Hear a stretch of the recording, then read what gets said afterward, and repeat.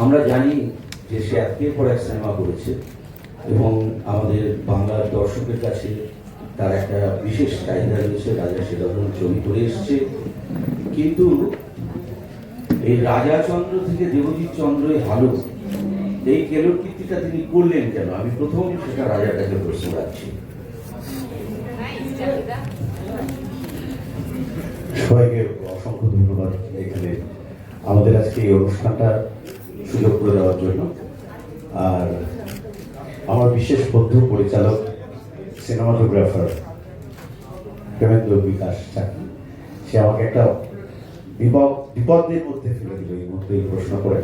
আর আমি না ভেবেছিলাম প্রচন্ড সিরিয়াস থাকবো, কারণ মন খুব খারাপ হয়ে গেছে ছবিটা যখন প্রথম দেখানো হলো। সবাই আমাকে মন ভেঙে দিয়েছিল, সত্যি কথা, কিন্তু সবাইকে বলি তার কারণ সবাই বলছে এই ছবি তোর হতে পারে না, এই ছবির পরিচালক রাজাচন্দ্র হতে পারে না। এটা মন ভাঙার একটা বিরাট কারণ বলে আমার মনে হয়েছিল।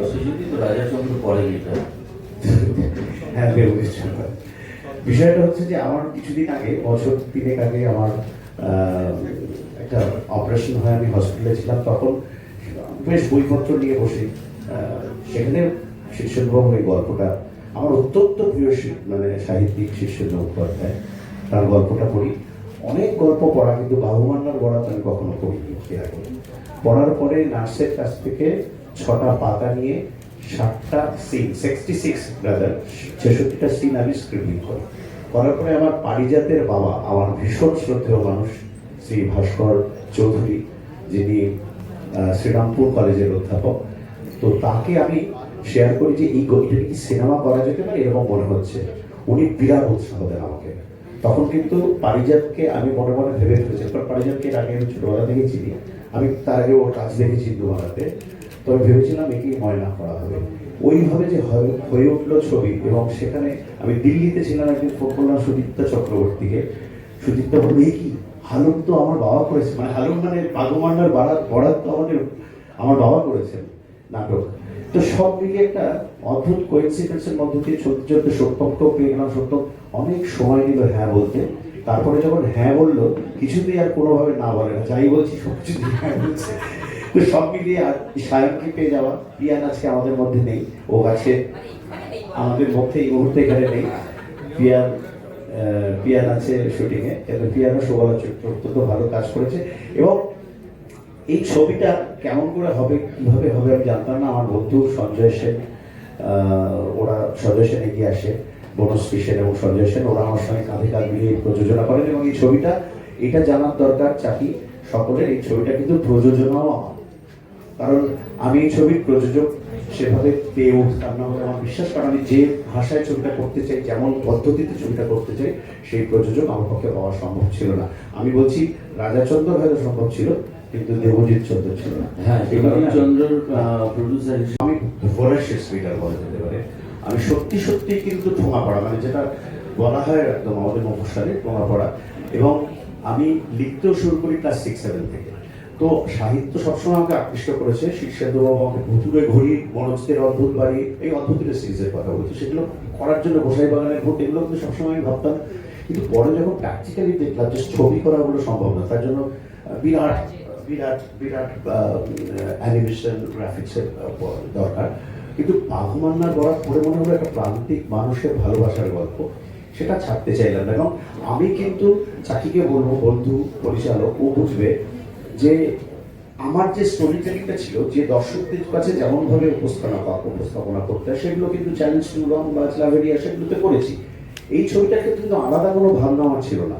হালুম যেমন ছবি, ভাস্করদা আমার সঙ্গে সংলাপ যখন লিখেছেন, তেমনভাবে সেই মানুষগুলোর কাছে পৌঁছে যাওয়ার চেষ্টা করেছি, কিন্তু বেশিরভাগ মানুষের কাছেই পৌঁছানোর চেষ্টা করি। সেটাই কিন্তু আমাদের একমাত্র লক্ষ্য হয়।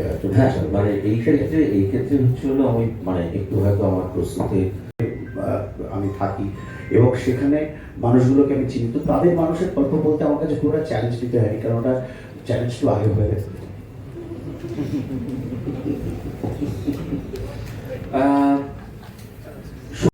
একটা প্রোটাগনিস্ট আস্তে আস্তে একটা যে জায়গায় পৌঁছচ্ছে, এই যে জার্নিটা, এটা একজন অভিনেতা হিসেবে তোমার কাছে কিরকম মনে হয়েছে? এই রাজার মতো পরিচালক, মানে রাজার মতো মানে কি বলছি, দেবজিতের মতো পরিচালক, ডিফারেন্টটা কি ছিল? আমি এটা বলতে পারি যে আমি বাঘুয়ান্না করার জন্য যতটা প্রিপারেশন নিয়েছি আমি অন্য কোনো চরিত্র এখন অব্দি করার জন্য অতটা প্রিপারেশন নিইনি।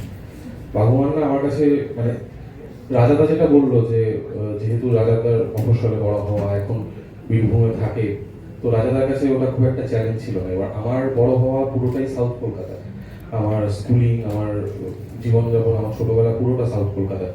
তো সেই ক্ষেত্রে বাঘুমান্না চরিত্র করা আমার কাছে একটু ডিফিকাল্টি ছিল, কিন্তু যেহেতু প্রসেসটা অনেক দিন আগে থেকে শুরু হয়ে যায়, মানে আমরা শুটিংয়ে যাওয়ার বেশ 1.5-2 মাস আগে থেকে আমরা মানে একদম যেটা ফাইনাল স্ক্রিপ্ট ওটা সব পেয়ে যাই। তো সেইখান থেকে ওই স্ক্রিপ্ট পড়া থেকে শুরু করে নিজেকে প্রিপেয়ার করা শুরু হয়, এবং পরে গিয়ে ভাষাটা শেখা। রাজাদার এক অ্যাসিস্ট্যান্ট ছিল অনির্বাণ বলে, ও আমাদের ওখানকার ডায়ালেক্টটা মানে প্রপারলি শিখিয়েছিল, এবং প্রথম 2 দিন ওখানে থাকতে থাকতে আর আমরা বিশেষ খুব যে বিশাল ফ্যাসিলিটিতে ওখানে থেকেছি এমন নয়, আমরা খুবই সাধারণভাবে থেকেছি, এবং সেটা একটা দিকে হেল্প করেছে যে আমরা সব সময় ওখানকার লোকাল লোকজনদের সাথে মিলেমিশে থাকতাম, এবং তাদের ভাষাটা শুনতে শুনতে, তাদের বডি ল্যাঙ্গুয়েজ, তাদের জেস্টার, তাদের আমরা যতটা মিতভাষী হই বা আমরা যতটা সাকলি কথা বলি, ওরা গ্রামের মানুষ এক্সপ্রেশন অনেক বেশি হয়, তো সেইগুলো অ্যাডাপ্ট করতে খুব সুবিধা হয়েছিল। এবং শীর্ষেন্দুবাবুর সাথে ওনার জন্মদিনে দেখা হয়েছিল, তো আমি ওনাকে কিছু জিজ্ঞেস করিনি, আমি শুধু বলেছিলাম যে বাঘুমান্না আর 5টা মানুষের মতনই সাধারণ, তাই জন্যই হয়তো বাঘুমান্না আর 5টা মানুষের মতনই সাধারণ।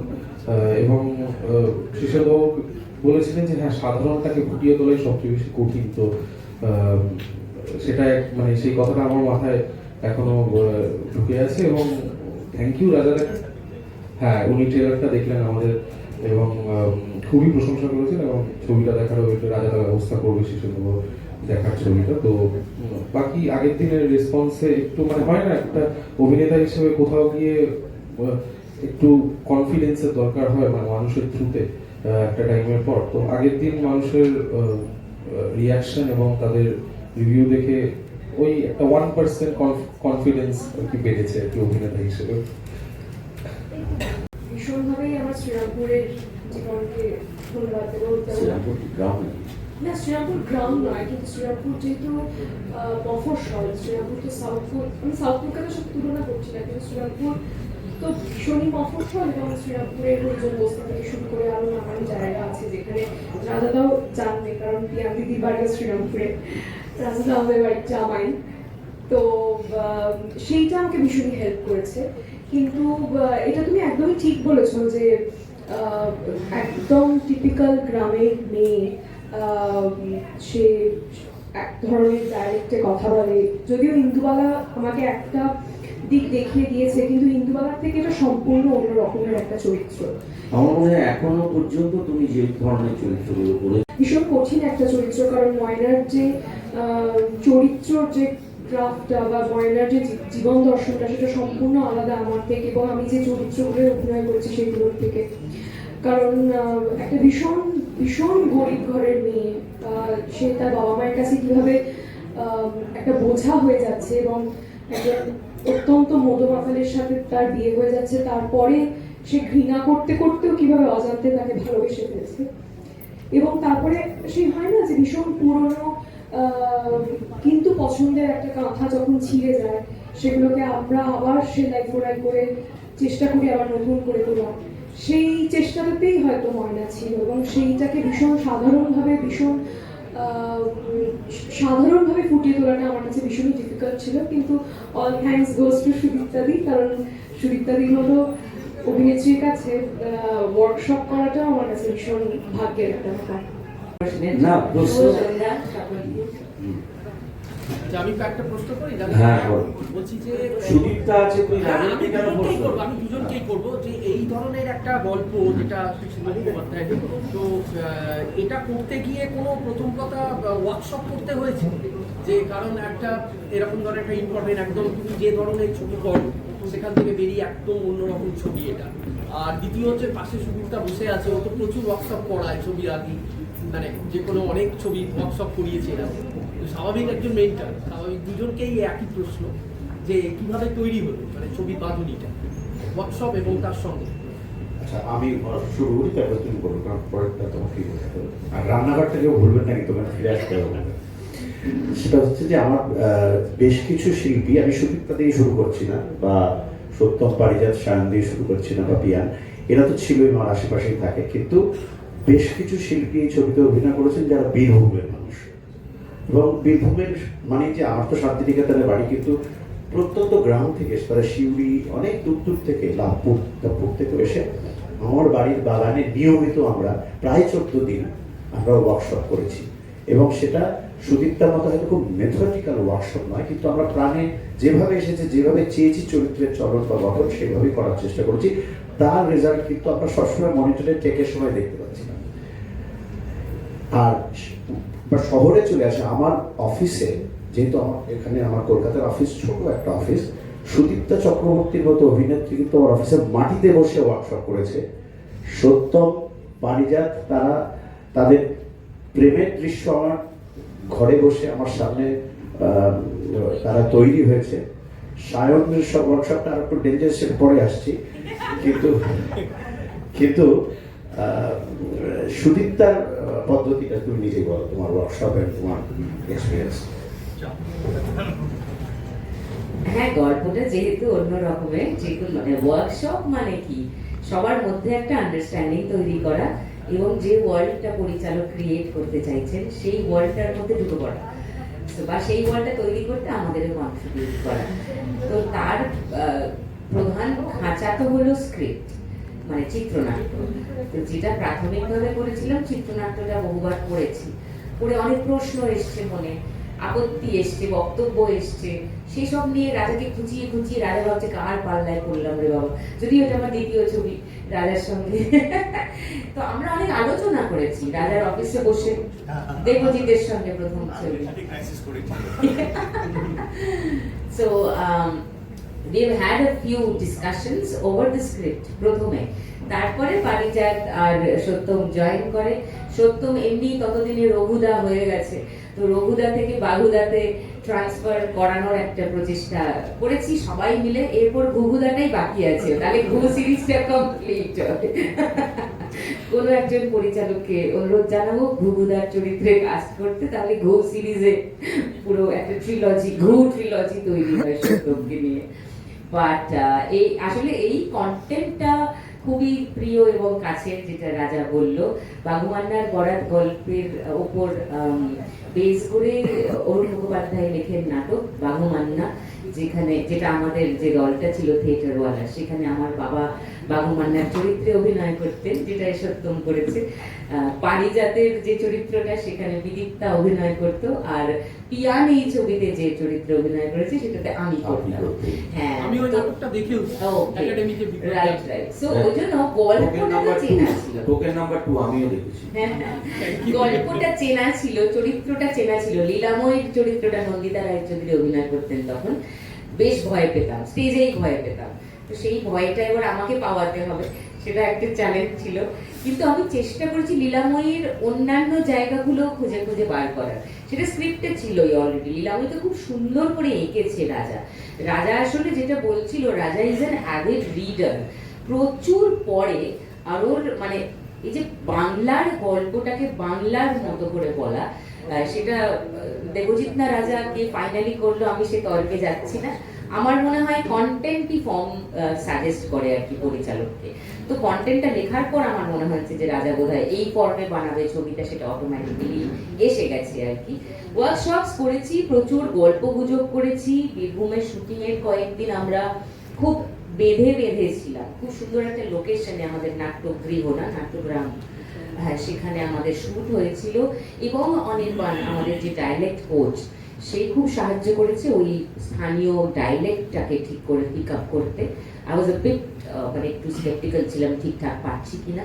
তো সব মিলে ছবিটা দাঁড়িয়েছে এবং একটা স্ক্রিনিং হয়েছে। আমি রাজা ছিলাম না, কিন্তু খুবই ভালো দর্শকের রিয়াকশনস। 13 তারিখে আবার রাধা স্টুডিওয়ে আছে, এটার পরে স্ক্রিনিং। তো আপনারা জানি সবাই এই পাড়াতেই ঘোরাঘুরি করবেন 13 অবধি। যদি সময় করতে পারেন 13 তারিখে যদি দেখেন রাজা স্টুডিও এসে ভালো লাগবে। কারণ আমি সাধারণ মানুষকে তো অবজার্ভ করেছি, আমি আমার মামার বাড়ি যেহেতু জয়নগরে, তাই জয়নগরটা একদমই গ্রাম, জয়নগরের বিষ্ণুপুর বলে একটা ছোট্ট গ্রাম আছে, তো সেখানে নানান লোকজনদের দেখেছি, তাদের একদম তাদের হাঁটা চলা সবকিছু। আমি বাড়িওয়ালি সুদীপ্তাদির চরিত্রটাকে ভীষণভাবেই ফলো করতাম, আমার ভীষণ প্রিয় একটা সিনেমা। এবং সবকিছুর মধ্যে হাঁটা চলা, বসা, কথা বলা সবকিছুর একটা ফলো করেছিলাম। এবং আমি যখন ওয়ার্কশপে যেতাম তখন শাড়ি পরে যেতাম, কারণ আমার মনে হয়েছে শাড়ি পরে মাটিতে বসা, হাঁটা চলা সবকিছুর একটা প্র্যাকটিস দরকার। এবং 2 বছর আগে যেহেতু শুটিং করা, তাই তখন আমি আরেকটু ছোট ছিলাম, সেটাকে রপ্ত করাটা ওয়াজ আ টাস্ক ফর মি। এবং ডাইরেক্টটা খুবই রাজা এবার প্রশ্ন করবে ওই কমার্শিয়াল ছবিগুলো করার পরে যখন এডিট হয়ে যায়, ছবি রিলিজ হয়ে যায়, তখন ব্যাংকে একটা অন্য ধরনের রিফ্লেকশন আসে আমার। এই ছবিটা করার পরে একদম সম্পূর্ণ অন্য ধরনের রিফ্লেকশন এসছে। সেখান থেকে দেবজিৎ চন্দ্রের ক্রাইসিস তো ডেফিনেটলি আছে, মানে ক্রাই আছে একটা এবং ভীষণভাবে ক্রাইসিসও আছে। হ্যাঁ, ভোটার কার্ডে দেবজিৎ চন্দ্র, আমি সেটা ধরছি না, ভোটার কার্ডটা আমার সিনেমা করতে লাগে না, তো সেটা। আর কলকাতা চলচ্চিত্র উৎসবে ছবি মনোনীত হওয়াটা, যেটা প্রথম প্রশ্ন আপনার, এটা আমার কাছে খুব এক্সাইটিং, খুব উৎসাহিত করেছে আমাকে এবং আমাদের সকলকে। আমার জীবনের প্রথম ছবি যেটা কলকাতার বা কোনো রকম কোনো একটা ফিল্ম ফেস্টিভ্যালে দেখানো হচ্ছে, সেটা কলকাতা ফিল্ম ফেস্টিভ্যাল মতো এটা ইন্টারন্যাশনাল অ্যাক্লেমড একটা ফিল্ম ফেস্টিভ্যাল, সেটার জন্য আমি মনে খুব উৎসাহিত হয়েছি। এবং ভবিষ্যতে মাঝে মাঝেই দেখা যাবে দেবজিৎ চন্দ্র বা আমার ছবি এইভাবে, এই ধরনের ছবি যেটা আপনাদের মতো মানুষ যারা ছবির ভালো মন্দ শুধুমাত্র হয়তো এন্টারটেনমেন্টের জন্য ছবি দেখেন না, ছবির খুঁটিনাটি বিচার করেন, তাদের জন্য ছবি থাকবে। কিন্তু I will be definitely worried about, but I will be equally at the same time I will be definitely worried about my bank account in that case. ভূতে টাকা জোগাবে এই ছবি মানুষের কাছে নিয়ে আসার জন্য আমার যা কিছু করতে হবে তাই করবো, তাই না? অতএব আমরা সবাই করবো, সবাই এটা আমরা ভেবে নিচ্ছি, কিন্তু ছবিটা আমরা ফেব্রুয়ারি মাসে নিয়ে আসতে চাইছি। এবং যেভাবে একটা ছবি, আমার ছবিগুলো প্রযোজক নিয়ে এসছেন, আমি চেষ্টা করবো যে কোনো ভাবেই হোক দর্শকের কাছে যাতে একদম প্রপারলি আমরা টেলিস করতে পারি, সেটা আমরা ডেফিনেটলি থাকবে। হ্যাঁ, তুমি আমি এটা ভেবেছিলাম ছবি করবো, বা ওই চিত্রনাট্য লেখা হলো, ভাস্করদার সাথে আমার সংলাপ নিয়ে আলোচনা হচ্ছে, তখনও কিন্তু আমি ওই মানে সেই অর্থে নাটকটার বিষয়ে মানে আমি যখন সুদীপ্তাকে ফোন করেছিলাম, আমাকে জানিয়েছিল নাটকটার কথা, এবং আমি সেই সময় সুদীপ্তাকে বলেছিলাম যে আমি কি ওই স্ক্রিপ্টটা একবার পেতে পারি, মানে যে নাটকের স্ক্রিপ্টটা। তারপরে ভাবলাম সেটা একদম ঠিক হবে না, সেটা আমাকে অন্য পথে নিয়ে যেতে পারে। তো সেই স্ক্রিপ্টটা আমরা দেখিনি বা সুদীপ্তাকে দেয়ও নি, কিন্তু ডেফিনেটলি ওটা একটা আলাদা চাপ সৃষ্টি করে, কারণ প্রচুর মানুষ সেই নাটক দেখেছেন, প্রচুর মানুষ বাঘুমান্নার বরাত পড়েছেন। কিন্তু যখন সিনেমাটা আমি করবো ভেবেছি, আমি যখন গল্প পেয়ে গেছি, চরিত্র পেয়ে গেছি, সো নো দ্বন্দ্ব, আমার সেই অর্থে কোনো দ্বন্দ্ব আর কাজ করেনি। আমার একটা কনফিডেন্স কাজ করেছে যে এইভাবে করলে হয়তো হবে। তো সেটা তো আজকে দেখছি আপনারা প্রশংসা করছেন, আমার মনে হয় আমি ঠিক পথেই হেঁটেছি।